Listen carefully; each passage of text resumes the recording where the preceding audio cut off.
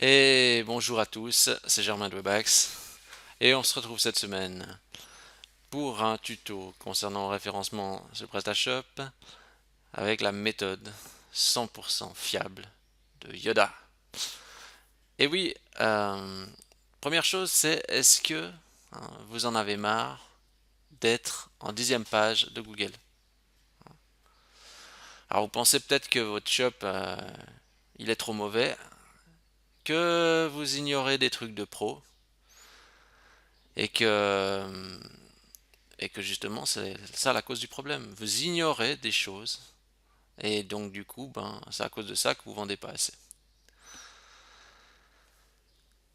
Les gens ils sont fous actuellement parce qu'ils rêvent de technique miracle.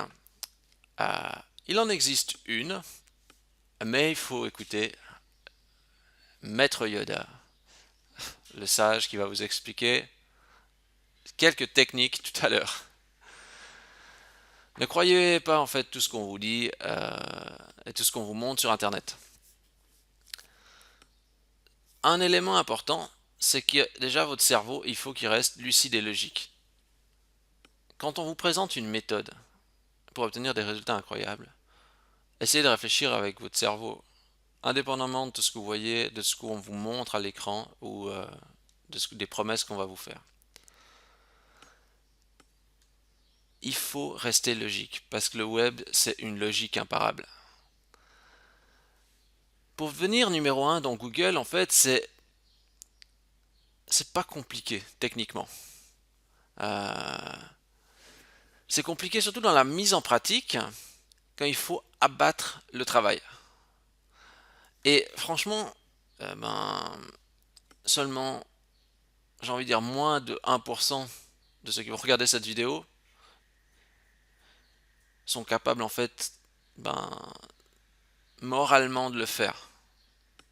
Alors, je pense que vous allez vraiment vous marrer quand vous entendez ça, mais le principal problème, entre autres, c'est vous. Encore les personnes qui regardent ça et puis que je dis ah oui mais c'est vous le problème. Ils vont tous quitter la vidéo. Euh, en fait, ce qu'il y a, c'est que votre résistance et votre motivation ont des limites. Et quand ça ne marche pas, au bout d'un moment, on est démotivé et on en a marre et on arrête. Et ça, franchement, c'est quelque chose que je vois vraiment très régulièrement. Et je comprends d'ailleurs. Mais comme dans beaucoup de choses, quand vous avez atteint votre limite du supportable, ben vous arrêtez. On est dans un tuto référencement aujourd'hui et pourtant le plus important à mon avis c'est l'humain parce que c'est lui qui va déclencher beaucoup de choses et qui va provoquer une différence dans le référencement. Euh, dans mon activité, le plus dur, c'est pas les projets clients ou les bugs, etc. que je rencontre, ou les problématiques ou la compta, etc.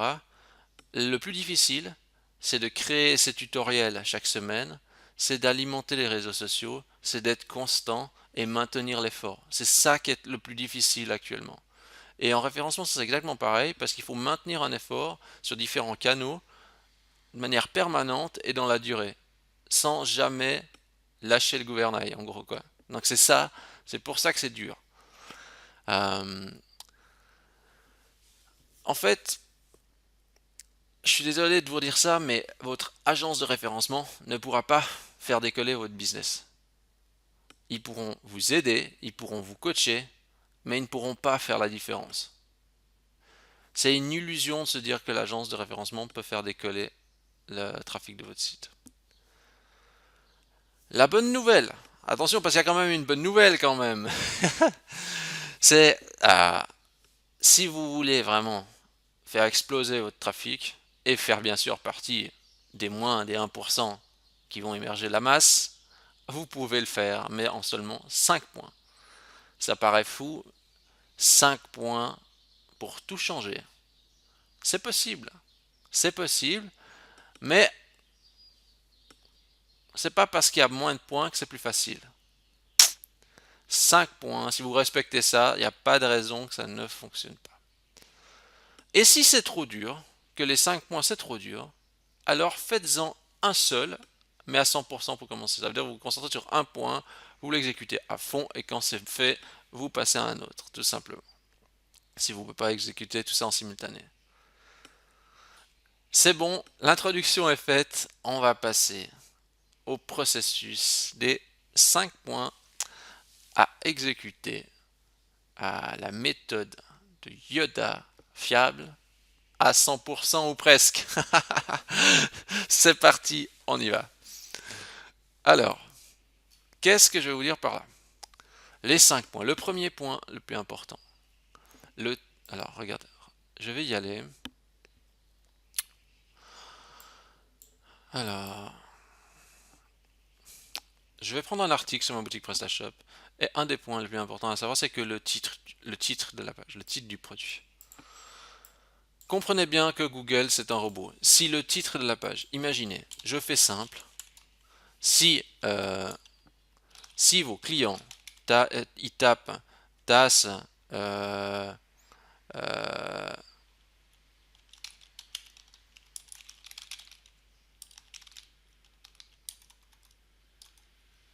ah bah, regardez, apparemment, si on tape tasse blanche avec visage. Regardez comment il s'appelle le produit. A Mug The Adventure Begin. Alors écoutez mon anglais, Mug The Adventure Begin. Comment vous voulez, Google c'est un robot, hein? Comment vous voulez qu'il comprenne que ça, c'est ça, hein? Imaginons, il peut pas. C'est comme justement si je sais pas, je cherche pied de parasol en béton, hein? Regardez, regardez ce qu'il montre. Là, il me montre un résultat. On dit pied de parasol en béton. Regardez, il faut que l'intention de recherche, ça corresponde à ça. Si le titre correspond pas, ça peut pas marcher. C'est évident, ça vous semble évident ce que je vais vous dire, mais très souvent c'est pas respecté. Alors peut-être que vous voulez montrer un titre différent de ce que vous montrez à Google. Donc ça veut dire que ça, vous voulez montrer à votre utilisateur, mais à Google, vous voulez montrer un autre terme. Donc si c'est le cas, vous laissez le titre du produit que vous avez mis, hein, et vous allez juste dans l'article, et dans l'article, dans la partie référencement, vous lui donnez un autre titre différent, hein. Vous faites ça. Si vous n'avez pas envie de vous embêter à remplir le titre, etc., alors vous faites juste et que le nom du produit est suffisant, vous faites juste de changer le nom du produit et ça changera aussi pour Google, hein. Mais la correspondance là est hyper importante. Regardez bien, euh, par exemple, je sais pas si vous cherchez une pièce pour une voiture, puis je sais pas si c'est euh, euh, voiture Renault, je sais pas. Alors, vous voyez, par exemple, s'il y a pas, par exemple, un capot pour Renault, puis que la personne cherche capot pour Renault, eh ben, ça peut pas se fonctionner. Si vous avez appelé ça référence XLJLWS, ben, ça va pas sortir. C'est pour ça que c'est important que les bons termes soient indiqués. Un mauvais titre, c'est zéro visite. Donc il faut regarder dans Google sur comment ils sont positionnés les autres et qu'est-ce qu'ils ont mis dans les titres pour voir un petit peu l'intention de recherche. Faire une petite recherche sur comment les gens y recherchent dans Google, hein. Euh, Normalement, SEMrush, il propose, je sais pas, si je fais juste, je fais juste comme ça, je vais sur SEMrush, je tape TAS par exemple.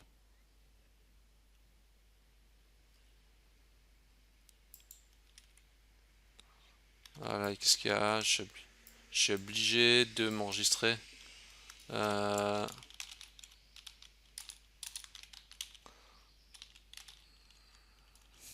Peut-être ce que vous pouvez faire en fait, bon, je vais peut-être juste encore aller ici, je sais pas s'il marche ici. Euh,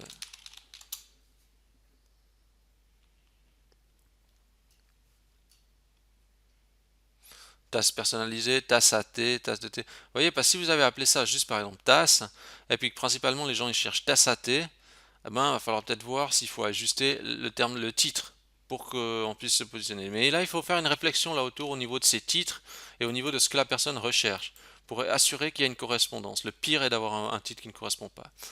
Je ne vais pas m'éterniser, ça c'est le point 1. On a vu le point 1, ça c'est très important à respecter. Point 2. Euh, Regardez, le contenu de la fiche produit, hein, c'est... Alors, regardez ici par exemple. On a une photo. Bon, ici la photo est propre, mais on n'en a qu'une seule, hein. On aimerait peut-être même avoir la photo dans peut-être déjà deux photos. Ici, il manquerait par exemple une photo, une deuxième photo. On n'a pas de vidéo du produit. La description, regardez, ça fait pas envie, quoi. Mug en céramique blanche, voilà. C'est très pauvre. Ce qu'il y a, le problème, c'est que avec ça, le fait de faire un texte court, pour Google aussi, c'est plus difficile à comprendre de quoi ça parle. Plus le texte est long, mieux Google comprend le contexte aussi. Ça veut dire que si c'est euh, une tasse pour boire le thé, etc., qui gardera justement votre thé à température ambiante, etc., ce truc, etc., enfin, peut-être texte du genre, eh ben, Google comprend mieux le sens. Plus c'est court, moins il comprend. Et en même temps, il faut pouvoir mixer justement pour Google et pour que ça soit intéressant pour l'acheteur. Je vais juste aller voir, par exemple, tasse à thé.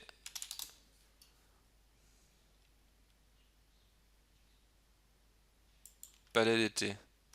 Alors, je prends vraiment au hasard, hein, je sais pas du tout où j'arrive.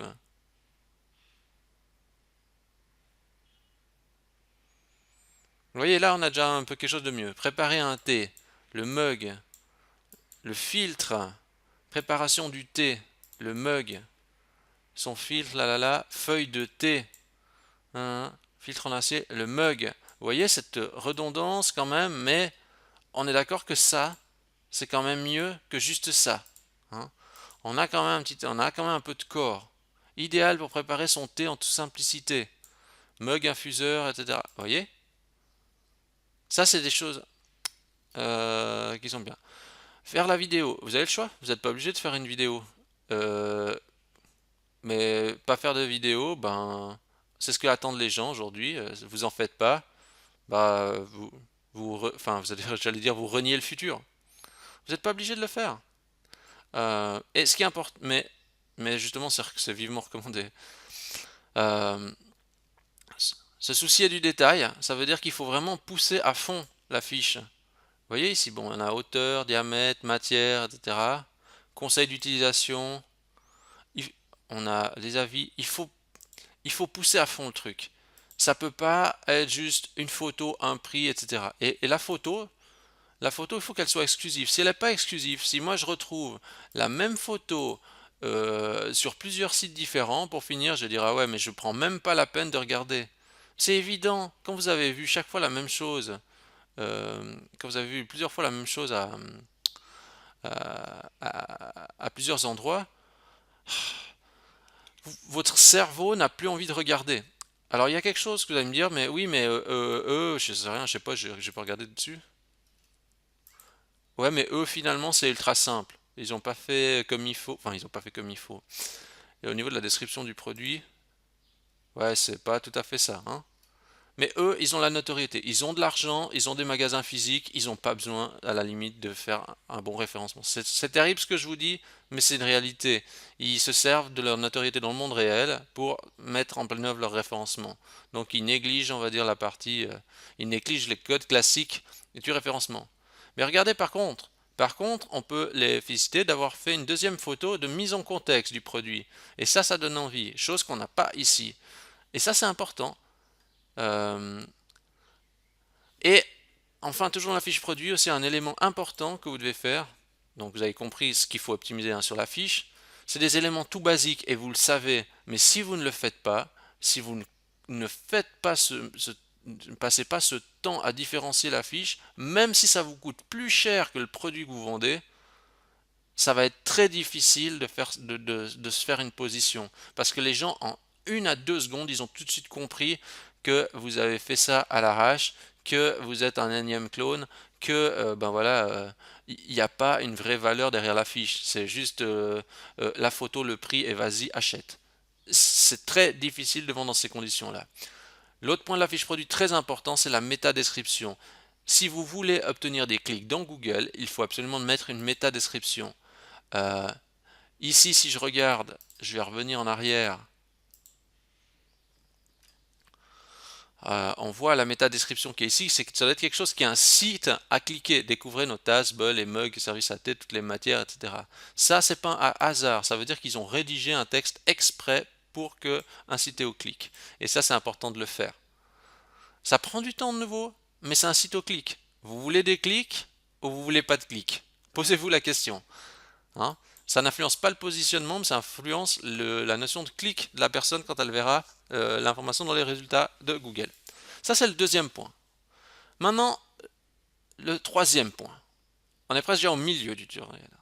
Le troisième point, c'est réduire le nombre de produits et désindexer un maximum de fiches produits. Je vous donne un exemple. Je vais prendre où j'étais avant. J'étais sur le site de CasaShop. Voilà. Et je vais juste regarder combien il y a de pages. Alors, regardez. Ça, c'est drôle. Bon, alors là, c'est extrême. Mais regardez, sur CasaShop, il y a 97 500 fiches produits, ou enfin 97 500 pages. Est-ce que vous pensez qu'ils ont optimisé toutes les pages? Humainement, c'est juste pas possible.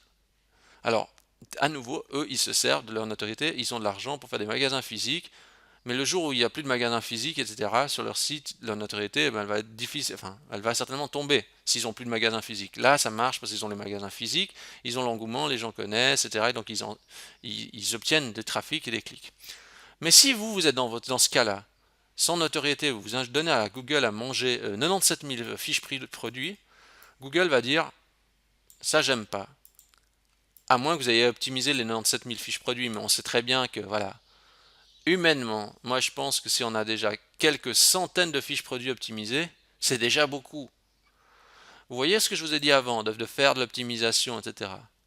Donc, moi ce que je vous conseille, c'est si vous me dites que vous avez 1000 produits, réduisez ce que vous donnez à Google. Comment vous faites ça? Le but c'est de désindexer. Vous pouvez toujours chercher désindexer fiches produits.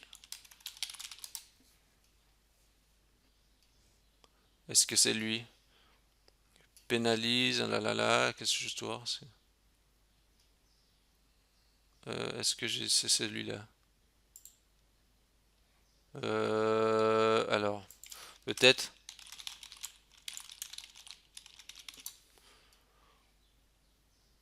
Ouais, vous recherchez PrestaShop module noindex.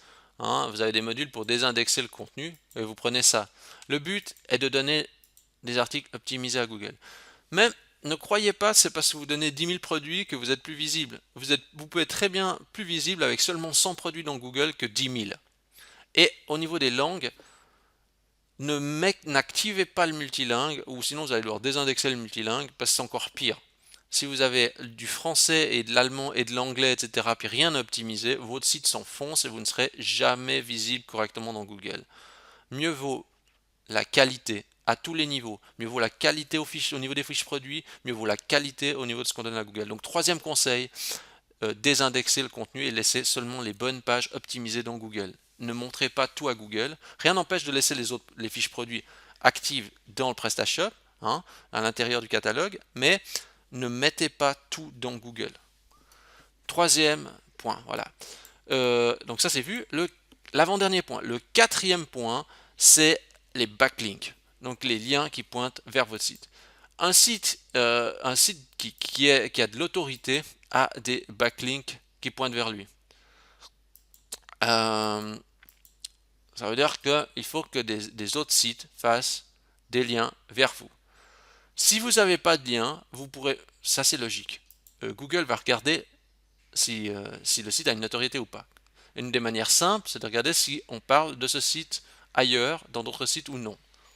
Si personne parle du site, on part du principe que le site n'a pas forcément une grande notoriété. Ou alors si un seul site part de lui et puis je sais pas si c'est Bilan qui fait je sais pas si vous regardez par exemple Bilan et ils font un lien vers vous, ben on va partir peut-être du principe que justement vous êtes un site d'autorité parce que Bilan est un site d'autorité et donc s'ils font un lien vers vous, ben ça veut dire que vous êtes un site important. Le truc, c'est comment obtenir des liens. Vous êtes un site e-commerce, en gros je vais vous dire ce qui va se passer, c'est vous n'aurez pas de liens qui vont pointer vers vous. personne ne va faire de lien si vous faites juste des fiches produits, etc. Vous avez deux stratégies. Soit vous demandez à un blogueur, par exemple, je sais pas si vous êtes blog sur le thé. Je sais pas pourquoi comme on est parti sur le thé. Voilà, un blog sur le thé. My cup of tea. Écoutez mon super anglais. My cup of tea. Ouais, ça va facile à dire. Alors, par exemple, ici, on dit, ok, on veut peut-être, en plus, on voit, c'est une publication encore récente du mois de février. Bon, il y a une publication. Du coup, ici, par exemple, ça peut être intéressant d'avoir un lien. Alors, il faut contacter la personne, demander si elle est d'accord qu'on lui fasse de nous faire un lien, quitte à lui envoyer un pack de thé pour obtenir un lien vers le site. Et ce qui est important, c'est qu'il faut continuer ce genre de stratégie, quitte à payer. Donc, à la limite même, je veux dire, vous pouvez encore acheter des liens. Donc, bon, le mieux, c'est d'avoir un contenu, hein, justement comme ça, avec lequel on fait un lien vers vous, etc. Bon, là, ouais, je sais pas si on parle trop de thé, mais enfin, bref. Ce qui est important, c'est d'avoir un lien qui pointe d'un autre site vers le vôtre. Et il faut multiplier ce genre d'opération. Mais attention, que ça soit progressif. Ne faites pas du forcing. Ça veut dire que vous faites, ok, à la limite, un lien par mois. Mais il faut maintenir dans la durée. Une fois que le mois est passé, il faut retrouver un autre blogueur, lui demander s'il est d'accord de recréer un article de blog et ben, lui envoyer un cadeau pour qu'il le fasse ou de le payer, quoi. Donc du coup, il faut maintenir. Ça suffit pas de faire une fois puis c'est fini. Il faut que ça s'instaure comme une routine pour obtenir des liens. Ou sinon, euh, il faudrait. Parce que vous voyez, moi par exemple, je sais pas, regardez, je vais regarder ma tasse de thé, mon blog de thé. Non, voilà. Alors ça sent le site virusé. Alors,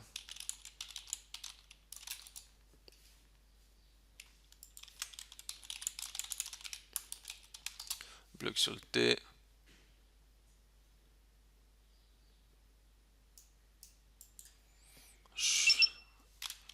C'est toujours le même fameux site, hein.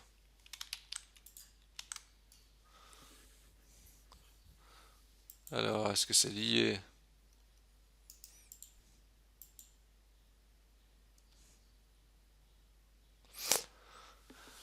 Euh, donc, qu'est-ce que j'étais en train de dire? Blog sur le thé. Enfin, bref, ce qu'il faut, c'est obtenir justement des liens de site dans votre thématique et qui puissent faire justement un lien vers vous et de faire ça dans la durée. Vous pouvez aussi justement achat, je cherche juste achat backlink. Il y avait quoi?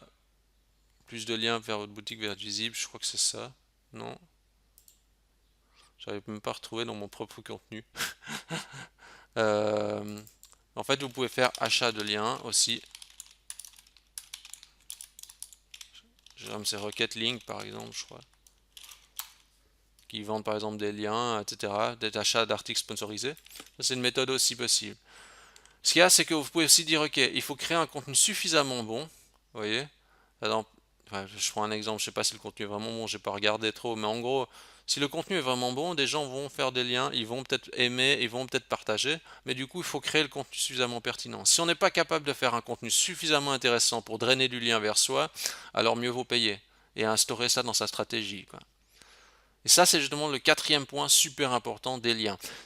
Vous voulez être visible, vous voulez obtenir de la notoriété, vous voulez grimper dans Google, il vous faut des liens. Sans liens, ça va être difficile. Euh, le dernier point, le cinquième point, c'est le contenu tiers. Par exemple, si vous vendez des dalles pour terrasse,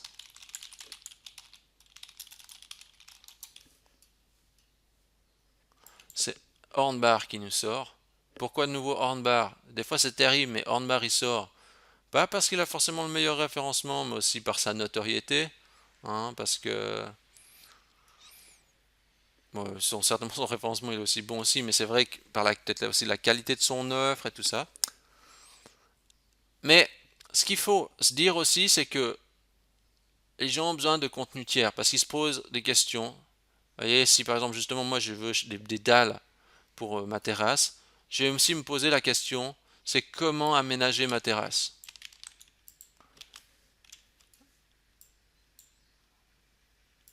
Comment aménager sa terrasse? Et vous voyez, il y a même des suggestions, comment aménager sa terrasse pas cher. Donc il y a des idées à faire. Alors regardez bien ce qu'on voit. Je vous dis tout le temps, regardez ici, on a les vidéos qui sortent, hein, et c'est en tête ça qui nous sort, hein, on voit bien là. Et là on voit c'est quoi? C'est les artisans du végétal. Est-ce que les artisans du végétal ont une activité commerciale? Est-ce qu'ils ont une activité commerciale? Les artisans du végétal.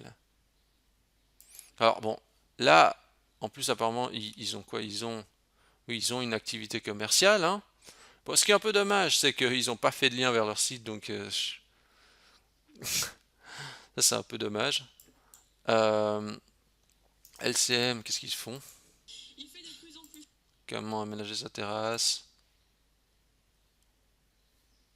Pas super qualifié en plus les résultats là que je vois. Et regardez ce qu'ils nous font Hornbar. On retrouve Hornbar dans le top. Oh là là, ils sont incroyables. Mais regardez, j'avais même pas vu qu'ils avaient ça. Mais construire et aménager une terrasse, projet. Construire et aménager une terrasse. Qu'est-ce qu'ils nous expliquent? Construire. Mais voilà, regardez. Alors, euh, ils sont, ils ont compris le principe, mais on peut faire largement mieux. C'est déjà bien, hein. Franchement, c'est déjà vraiment super. Mais si on voit ça, ça va être dur de construire soi-même une terrasse, hein. Là, c'est déjà un peu high-tech, puis là, ils expliquent. C'est ultra vulgarisé, je dois dire, parce que si vous essayez de faire ça en suivant ces 6 instructions, faire ça en suivant 6 instructions comme ça, c'est presque mission impossible. Mais par contre, ils sont sortis dans le résultat de recherche avec cette requête, et ça, c'est juste, ouais, ça, c'est vraiment amusant. Je regarde là, 19 astuces pour aménager sa terrasse sans se ruiner. Là, c'est des choses un petit peu plus accessibles. Alors, l'idée, c'est qu'après, quand on fait justement ici sur la fiche produit, on dit ok, mais comment aménager sa terrasse? D'ailleurs, eux, ils auraient peut-être pu le faire ici. C'est de faire un lien sur la partie ici de comment aménager la terrasse. Parce que c'est étroitement lié. Et c'est ce que vous devriez faire sur votre site e-commerce, de faire un lien vers justement le contenu associé à la partie terrasse. Euh, L'intérêt de faire ça, c'est que ça renforce justement sur la thématique. Euh, donc, puisqu'on crée du contenu toujours sur la même thématique, ça renforce l'autorité du domaine sur ces termes-là. Après, au niveau du contenu, c'est toujours le même truc. C'est est-ce qu'il faut sous-traiter le contenu? Bonne question. Essayez de le faire vous-même. Essayez de le faire vous-même. Utilisez si jamais Webback, c'est nulle rédaction, je crois que ça s'appelle comme ça l'article. Voilà, créer du contenu intéressant en étant nul en rédaction. Essayez de regarder cette méthode pour vous aider, peut-être, pour créer du contenu. Je vous laisserai regarder. Euh, il faut justement créer un maillage interne à travers la boutique avec justement du contenu associé à votre thématique. Je dis pas que c'est simple, mais c'est important pour que vous puissiez avoir une autorité. Regardez ça, c'est la preuve que même sur des requêtes secondaires, ils sont positionnés, mais parce qu'ils ont le contenu qui correspond à ça. Ça serait dommage de ne pas le faire. Et moi, je suis sûr que vous êtes capable de le faire. Et comprenez bien une chose, c'est les visiteurs, ils ont l'instinct du vite fait. Si vous faites tout en mode vite fait, vous faites en mode vite fait les fiches produits, vous faites en mode vite fait le contenu, vous faites 3 lignes par ici, vous mettez vite une photo, mais bon voilà, on fait ça à l'arrache. Ils ont tout de suite compris les gens. Donc c'est super important de soigner chaque détail, de prendre le temps de faire ça de manière approfondie. Même si effectivement des fois vous avez l'impression que votre effort n'est pas à la mesure du résultat obtenu, résistez. Et là, juste aller voir sur Instagram ce qu'ils ont fait, parce que je suis curieux. Ça sent le printemps. Ah bon, mec. Ouais, ils sont quand même marrants quand même. Ça, franchement, pas tout le monde serait d'accord de faire ça, quoi. Mais c'est quand même drôle, là. Est-ce qu'il y a un engagement? Ah, pas trop de commentaires, mais ah oui, oui, oui. Bon, je pense que celui qui m'a le plus fait triper, c'est celui-là. Si tu as des bras, c'est pas pour les croiser. Ouais, c'est quand même marrant, quand même. Alors voilà. Écoutez, on a vu les 5 points. Franchement, si vous respectez ces 5 points, vous n'avez pas besoin de livres, d'aller lire tous les livres en référencement, etc. Votre référencement, il pourra que fonctionner. Ça va déjà changer, mais largement la donne. Vous allez pouvoir multiplier le trafic en tout cas par 2, par 3, par 10 si vous faites ça. Mais c'est long et pénible. Et du coup, quand vous faites ça, structurez-vous. Planifiez et dites je commence par faire ça, ça, ça. N'improvisez pas. Organisez-vous et dites j'optimise X fiches produits pendant X temps, pendant X jours, j'en optimise 2, 3, 4, j'obtiens des liens tel jour, je fais ça. Il faut que ça soit organisé, pas sinon après une semaine vous en saurez plus, saurez plus où vous en êtes. Voilà. Vous avez eu les 5 conseils de la méthode 100% fiable de Yoda. Il ne reste plus qu'à les appliquer. Restez motivé, essayez d'amorcer la pompe, je suis sûr que vous êtes capable de le faire. Si vous avez aimé cette vidéo, je vous invite à liker la vidéo, vous pouvez bien sûr la partager, vous pouvez vous abonner à la chaîne YouTube, vous pouvez me rejoindre sur Instagram, sur Webax, WEBBAX underscore CH. Vous pouvez aussi noter Webax dans Google, ça me fait super plaisir, si vous me donnez 5 étoiles, je serais vraiment très content. Vous recherchez Webax dans Google, WEBBAX, et vous pouvez mettre 5 étoiles, voilà. Sur ce, il n'y a plus qu'à optimiser tout ça. Donc, bonne optimisation à tous.